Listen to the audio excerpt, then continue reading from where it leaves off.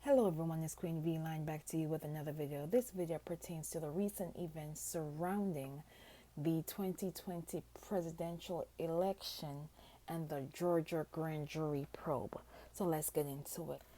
Former Speaker of the House, Newt Gingrich of Georgia, is being asked by the 1-6 committee to voluntarily come in to discuss his participation in promoting the false claim that the 2020 presidential election was stolen. Again, former Speaker of the House, Newt Gingrich of Georgia, has been asked to come into the 1-6 committee to address his participation about false claims about the 2020 elections.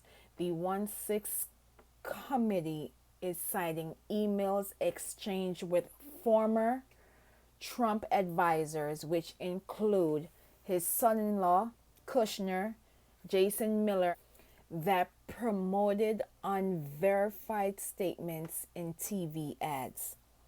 1-6 also references Gingrich's conversation with then Chief of Staff Mark Meadows and other former Trump advisors after the elections, including the day after the 1-6 attack.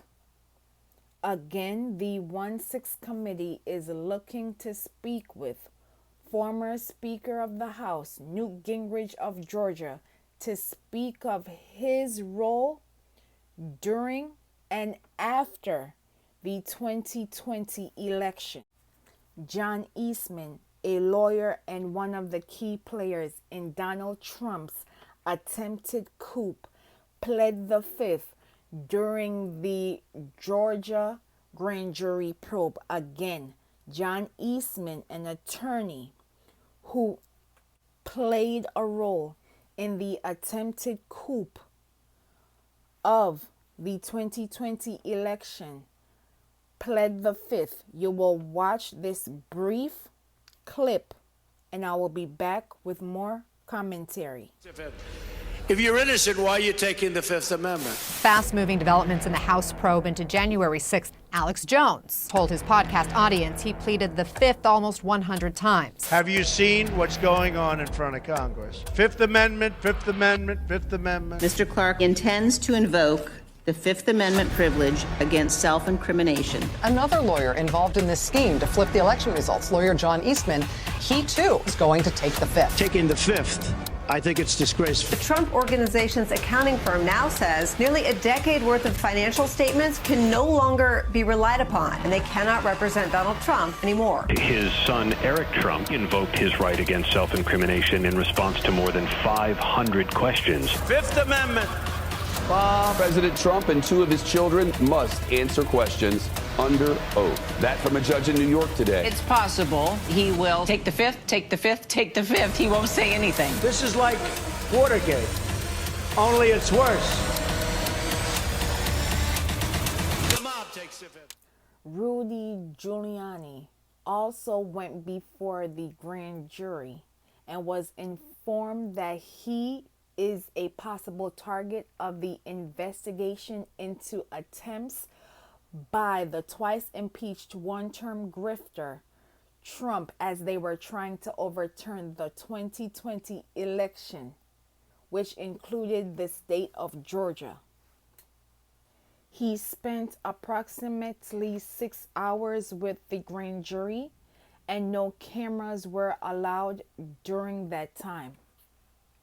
Which leads us to the current sitting senator of South Carolina, Lindsey Graham, who also sits on the Judiciary Committee, as it has been confirmed that he must testify before the grand jury.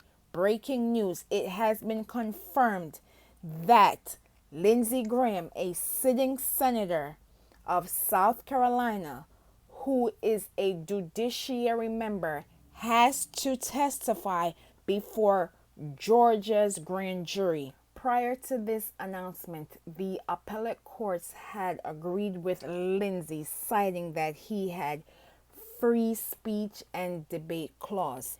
Days prior to this announcement, Lindsay went onto Fox News to make the following statements. You will watch this brief clip and I will be back with more commentary. Donald Trump for mishandling classified information.